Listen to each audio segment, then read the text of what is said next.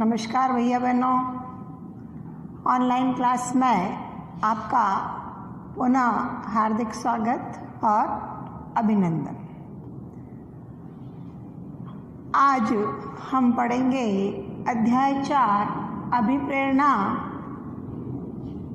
का अर्थ, आवश्यकता, महत्व एवं तकनीकों का भाग 3। हमारा आज का टॉपिक रहेगा अभिप्रेरणा की तकनीकें, यानी अभिप्रेरित किन किन तकनीकों से किया जा सकता है, यानी व्यक्ति को हम किस किस तरीके से मोटिवेट कर सकते हैं कार्य करने के लिए। इससे पहले अपन ने पढ़ा था अभिप्रेरणा से आशय, परिभाषाएं, उसकी विशेषताएं और उसकी आवश्यकता क्यों है। आज हम पढ़ेंगे अभिप्रेरणा की तकनीकें, यानी ऐसी तकनीकें जिनसे व्यक्ति को हम अपनी इच्छा अनुसार कार्य करवाने के लिए प्रेरित कर सकते हैं। तो अभिप्रेरणा की जो तकनीकें हैं उनको मुख्य रूप से हम 2 भागों में बांट सकते हैं। पहला है वित्तीय तकनीकें और दूसरा है अवित्तीय तकनीकें। वित्तीय तकनीकें जैसा कि नाम से स्पष्ट है, वित्तीय यानी धन संबंधी, पैसे संबंधी, यानी वित्तीय तकनीकों से आशय ऐसी तकनीकों से है जिनका संबंध मुद्रा या आर्थिक अभिप्रेरणा से होता है। कहते हैं ना कि पैसे में बड़ी ताकत होती है, रुपयों में बड़ी ताकत होती है, वह अच्छों को कार्य करने के लिए प्रेरित कर देती है। अब तो वित्तीय तकनीकों के अंतर्गत व्यक्ति की उन इच्छाओं को प्रेरित किया जाता है, उनकी आधारभूत आवश्यकताओं की पूर्ति करने के साथ साथ सामाजिक और विलासिता की आवश्यकताओं की पूर्ति भी व्यक्ति पैसे से करता है। तो अगर उसके पास पर्याप्त मात्रा में पैसा नहीं है और वह अपनी विभिन्न आवश्यकताओं की पूर्ति करने का प्रयास करता है, तो वह कार्य करने के लिए अभिप्रेरित होगा कि भाई मुझे कार्य करना चाहिए। जैसे सपोज करो, एक छोटा सा एग्जाम्पल आपको देना चाहूँगी कि अगर एक पिता अपने पुत्र को डॉक्टर बनाना चाहता है और उसके पास पर्याप्त मात्रा में पैसा नहीं है, पूंजी नहीं है, तो क्या करेगा वह जहाँ पर जिस संस्था में कार्य कर रहा है ज़्यादा कार्य करने का प्रयास करेगा, एक्स्ट्रा पार्ट टाइम जॉब करेगा, एक्स्ट्रा काम करेगा और धन जुटा करके एकत्रित करने की कोशिश करेगा, ताकि वह जब उसका बच्चा हाई क्लास में जाए तो वह उससे अच्छा एजुकेशन दे करके डॉक्टर बना सके। यानी अपने बच्चे को डॉक्टर बनाने के प्रयास से प्रेरित होकर वह अधिक अपनी कार्यक्षमता में वृद्धि करता है। तो इस प्रकार से उसे धन प्राप्त हो रहा है और धन प्राप्त करके वह अपनी घर की, अपनी आधारभूत आवश्यकताओं को, अपनी सामाजिक आवश्यकताओं की पूर्ति करता है। इसलिए हम कह सकते हैं कि वित्तीय तकनीकें अभिप्रेरणा के लिए अति आवश्यक है। अब इसके अंतर्गत क्या क्या आता है? कई बार क्वेश्चन पूछा जाता है कि वित्तीय तकनीकों के नाम लिखिए। तो वित्तीय तकनीकों के अंतर्गत उच्च वेतन यानी हाई सैलरी, बढ़ा हुआ वेतन, वेतन वृद्धि, वेतन में वृद्धि करना कि भाई आप अगर ये इतना काम करते हो तो प्रति वर्ष हम आपके वेतन में 10% की वृद्धि करेंगे या 15% की वृद्धि करेंगे, और अगर हमारी इच्छा के अनुसार कार्य नहीं होगा तो आपकी कोई वेतन वृद्धि नहीं होगी।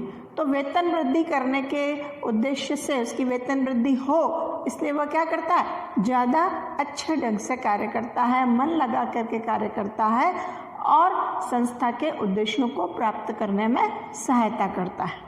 बोनस कहा जाता है, भाई आप अच्छा काम करोगे तो आपको वर्ष में एक बार दीपावली पर बोनस मिलेगा। तो बोनस प्राप्त करने के उद्देश्य से व्यक्ति अभिप्रेरित होता है। लाभों में हिस्सेदारी, लाभों में हिस्सेदारी के अंतर्गत कि भाई निश्चित आपकी सैलरी तो है जो है ही है, अगर आप अच्छा काम करते हो, संस्था को उससे लाभ होता है, तो आपको लाभों में कुछ प्रतिशत हिस्सा प्रदान किया जाएगा कि भाई हमारे को जो नेट प्रॉफिट होता है उस पर हम आपको 1% या 2% लाभ प्रदान करेंगे। तो व्यक्ति कर्मचारी क्या होते हैं? अभिप्रेरित होते हैं। अभिप्रेरित होकर के ज़्यादा अच्छे ढंग से कार्य करने का प्रयास करते हैं, ज़्यादा उत्पादन करने का प्रयास करते हैं, जिससे संस्था को या कंपनी को लाभ होता है, और अगर लाभ बढ़ा हुआ होता है तो उनको भी हिस्सा प्रदान किया जाता है। नेक्स्ट आता है पेंशन। व्यक्ति जब रिटायर्ड हो जाता है तो रिटायर्ड होने के बाद उसकी आय का साधन क्या रहेगा? अगर वह ऐसी संस्था में कार्य करता है जहां पर उसको रिटायर्ड होने के बाद पेंशन मिलती है, तो उसे पता होता है कि भाई जब मैं रिटायर्ड हो जाऊंगा तो कम से कम मुझे 5 से 10 हज़ार रुपये महीने के पेंशन तो मिलेगी, जिससे वह क्या करता है? अपनी निजी आवश्यकताओं की पूर्ति आसानी से कर सकता है। कई संस्था ऐसी होती है जहाँ पेंशन ही नहीं मिलता, तो व्यक्ति ऐसी संस्था में कार्य करना पसंद करता है जहाँ पर उसे पेंशन मिलता है कि जब वह रिटायर्ड हो जाएगा, जब वह 60 साल का हो जाएगा तो उसे पेंशन मिलेगी, और पेंशन मिलेगी तो वह बुढ़ापे में अपना खर्चा आसानी से निकाल सकता है। ग्रेजुइटी, लंबे समय तक टिके हुए व्यक्ति रहे, इसके लिए ग्रेजुइटी प्रदान की जाती है। स्थायी रूप से अगर एक ही जगह पर व्यक्ति कार्य करता है तो उसे ग्रेजुइटी मिलती है, जब वह रिटायर्ड होता है तब। इस तरीके से बीमा, जीवन से सुरक्षा, कि भाई अनिश्चितताएं कई हैं, जोखिमें हैं, अनिश्चितता है, जीवन में कभी भी कुछ भी घटित हो सकता है, कुछ कहा नहीं जा सकता। कई काम ऐसे होते हैं जोखिम भरे जिनको करने से व्यक्ति घबराता है, लेकिन अगर उसका बीमा करवा रखा है तो वह सुरक्षित होकर के हर एक कार्य को करने का प्रयास करता है। क्यों? क्योंकि अगर कुछ भी दुर्घटना घटित हो जाए तो उसका संस्था ने बीमा करवा रखा होता है, जिससे उसके परिवार, अगर कुछ उसे हो जाए तो उसको या उसके परिवार वालों को आर्थिक सहायता प्रदान की जाती है। नेक्स्ट है इसके अंदर भविष्य निधि अंशदान।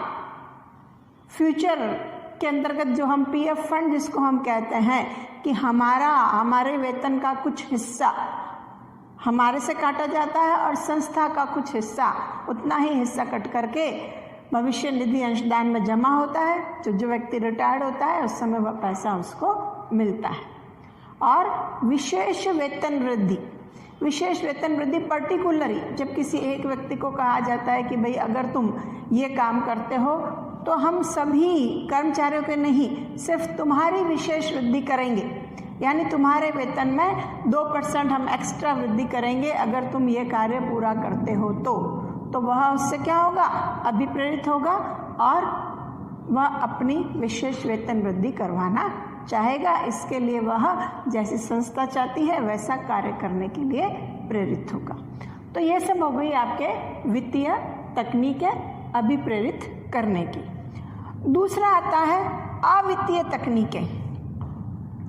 ये वे तकनीकें होती है जिनका संबंध धन, पूंजी या मुद्रा से नहीं होता, बल्कि व्यक्ति को मनोवैज्ञानिक ढंग से तैयार करने की, अभिप्रेरित करने की होती है, जो व्यक्ति की भावनाओं, उनकी आकांक्षाओं को पूरा करने में सहायक होती है। कुछ व्यक्ति की आकांक्षा होती है, इच्छा होती है कि भाई वह मैनेजर बनना चाहता है, कि उसका प्रमोशन हो या उसका विकास हो या उसके कार्य में विस्तार हो। वह पहले छोटे स्तर पर कार्य करता है, फिर सोचता है कि मुझे बड़े स्तर पर कार्य करना चाहिए। तो ये उसकी जो भावना है, उसकी जो आकांक्षाएं हैं, उसको प्रेरित करती हैं कि वह कार्य करे। यानी अवित्तीय तकनीकें वे तकनीकें होती हैं जिनका संबंध धन या मुद्रा से नहीं होता। ये मनोवैज्ञानिक तकनीकें होती हैं जो व्यक्तियों की भावनाओं, आकांक्षाओं को पूरा करने में सहायक होती है। और ये व्यक्तिगत और सामूहिक दोनों प्रकार की हो सकती है। यानी व्यक्तिगत तौर से भी कर्मचारियों को अभिप्रेरित कर सकते हैं और सामूहिक रूप से भी कर्मचारियों को प्रेरित कर सकते हैं कार्य करने के लिए। तो व्यक्तिगत जो अवित्तीय तकनीकें हैं उनमें आता है आपके व्यक्तिगत संपर्क, कि भाई किसी को अगर प्रेरित करना है तो व्यक्तिगत रूप से उससे जाकर के हम संपर्क करते हैं, तो उसे लगता है कि हाँ, हमारा बॉस या हमारा उच्च अधिकारी जो है हमारे से घर पर व्यक्तिगत संपर्क करने आया है, वह हमसे कुछ अपेक्षा रखता है, हमको मान सम्मान दे रहा है, तो वह प्रेरित होता है कि वे जैसा हमको उनको कहते हैं कार्य करने के लिए, वह तुरंत उसके लिए तैयार हो जाता है। पदोन्नति कि भाई हम आपका प्रमोशन करेंगे, आज जैसे आप कर्मचारी हो हम आपको सुपरवाइज़र बना देंगे, पर्यवेक्षक बना देंगे, पर्यवेक्षक है तो कहा जाता है अधिकारी बना देंगे।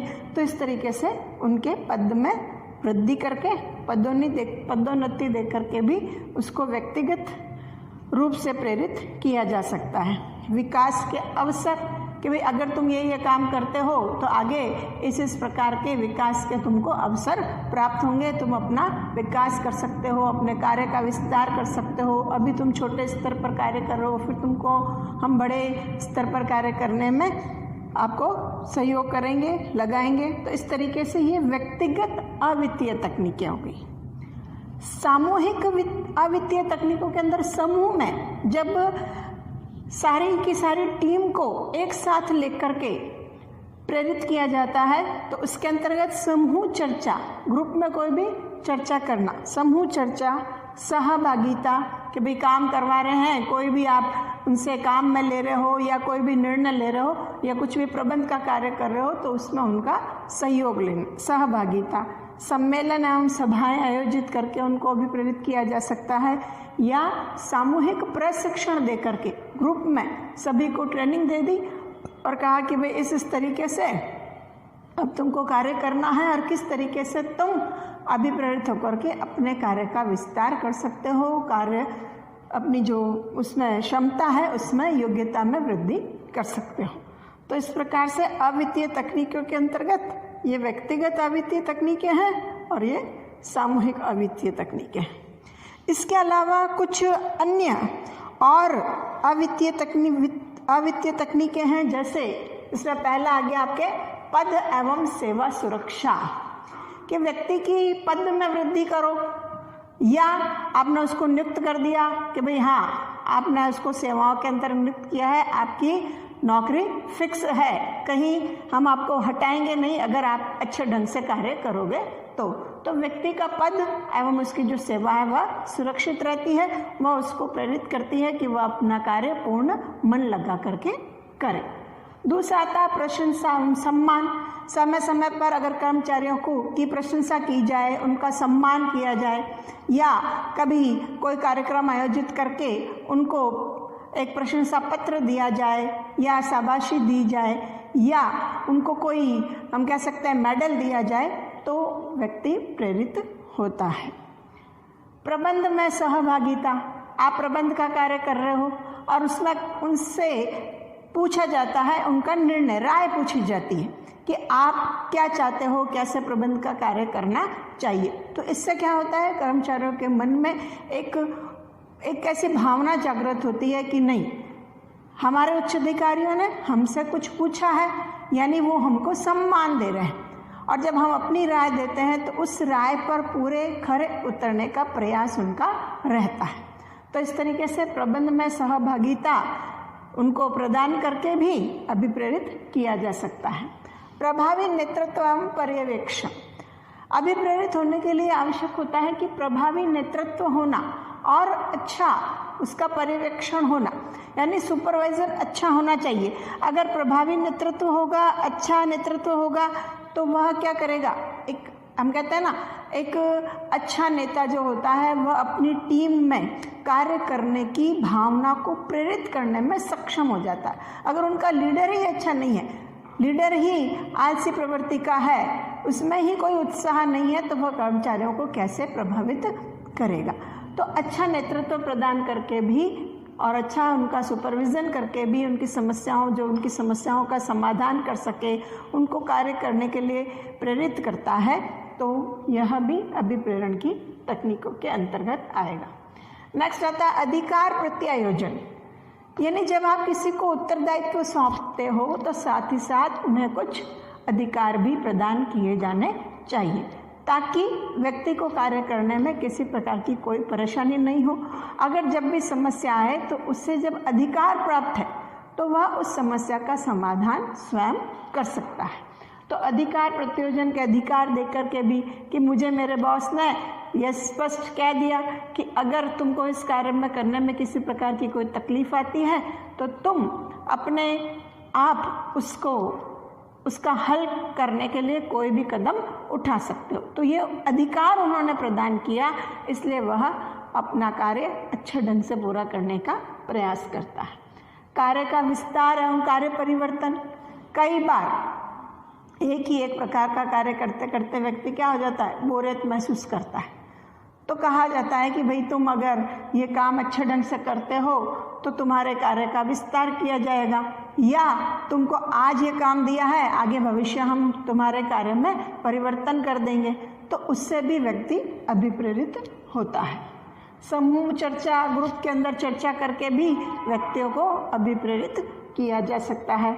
विकास के अवसर प्रदान करना। कर्मचारियों के सामने एक रखा जाता है कि भाई तुम्हें विकास के अवसर प्रदान किए जाएंगे अगर तुम इस प्रकार से मन लगा करके अपनी कार्य क्षमता में वृद्धि करके कार्य करते हो। तो प्रतिस्पर्धा एवं चुनौतियाँ। आप सभी जानते हो आजकल हर क्षेत्र में क्या है, कंपटीशन है, प्रतिस्पर्धा है। और प्रतिस्पर्धा में खरे उतरने का व्यक्ति तब प्रयास करता है जब उसे अभिप्रेरित किया जाता है कि तुमको इस कंपटीशन में फर्स्ट आना है, यह तुम्हारे सामने एक चुनौती है, इस चुनौती पर तुम्हें खरा उतरना है। तो व्यक्ति क्या करते हैं, चुनौती का परिणाम जब अच्छा होता है तो उस चुनौती पर खरे उतरने के लिए व्यक्ति अपनी जी जान लगा देते हैं कि मुझे फर्स्ट आना है, मुझे इस कंपटीशन को जीतना है। तो यह भी मोटिवेट करने का एक साधन है। और नेक्स्ट आता है इसमें स्वस्थ वातावरण, यानी कार्य करने के लिए स्वस्थ वातावरण होना ज़रूरी है। अगर आप कर्मचारी से कार्य करवा रहे हो और वहाँ पर उनको सुविधाएं उपलब्ध नहीं हैं, वहाँ का एटमॉस्फेयर अच्छा नहीं है, वातावरण अच्छा नहीं है, तो व्यक्ति कितना ही प्रयास कर ले सही ढंग से कार्य नहीं कर पाएगा। जैसे सपोज करिए मान लो गर्मी है और पंखे की कूलर की व्यवस्था नहीं है, तो बेचारा गर्मी में कितना काम कर पाएगा, है ना। आखिर तो बैठ करके पंखे से हवा खाना लगेगा, पंखे से हवा खाना लगेगा कि भाई गर्मी लग रही है, पसीना उतर रहा। लेकिन अगर यही आपने वहाँ पर पंखे की व्यवस्था कर दी, कूलर की व्यवस्था कर दी, तो उसे सुस्ताने की ज़रूरत ही नहीं है, वह आराम से अपना कार्य करेगा। साथ ही साथ सभी प्रकार की सुविधाएं, स्वस्थ वातावरण यानी सभी प्रकार की वहाँ पर उनको सुविधाएं प्राप्त हैं, तो व्यक्ति आसानी से काम कर सकता है। कार्य करने की दशाएं अच्छी होनी चाहिए और उन्हें समय समय पर सही और स्वस्थ वातावरण प्रदान करना चाहिए। तो ये सारी कुछ अन्य वित्तीय अवित्तीय तकनीकें हैं जिनके द्वारा व्यक्ति अभिप्रेरित होता है। तो इससे इन तकनीकों से रिलेटेड भी आपके शॉर्ट क्वेश्चन में तो कई बार पूछा जाता है, अवित्तीय तकनीकों के उदाहरण दीजिए या वित्तीय तकनीकों के उदाहरण दीजिए, या किन अभिप्रेरणा की कौन कौन सी तकनीकें हैं जिनके द्वारा व्यक्तियों को प्रेरित किया जाता है। तो इसके अंतर्गत आपको ये सब करना है। तो इसके जो क्वेश्चन बनते हैं वो आपको करने हैं। नेक्स्ट अगला टॉपिक अपना होगा अभिप्रेरणा की विचारधाराएं। इसमें विभिन्न प्रबंध शास्त्रियों ने अलग अलग ढंग से अपनी अपनी विचारधारा रखी हैं, जिसमें 4 हैं। मतलब अब्राहम ने भी दी है, मास्लो ने भी दी है, हर्ट्ज़बर्ग ने भी दी है, मैकग्रेगर ने भी दी है, और इसमें अपने 4 हैं। मास्लो की जो विचारधारा है वह आवश्यकता अनुक्रम पर आधारित है। हर्ट्ज़बर्ग की द्विघटक विचारधारा है, मैकग्रेगर की एक्स और वाई विचारधारा है, और विलियम ऑची की जेड विचारधारा है। अगला अपना जो टॉपिक होगा वह इन विचारधाराओं से रिलेटेड होगा। तो इससे संबंधित अब तक अपन ने जो भी पढ़ा उससे रिलेटेड आप क्वेश्चंस करना। मैं आपको इसके जो कुछ महत्वपूर्ण क्वेश्चंस हैं वो भेज दूंगी आप लोगों को। ओके।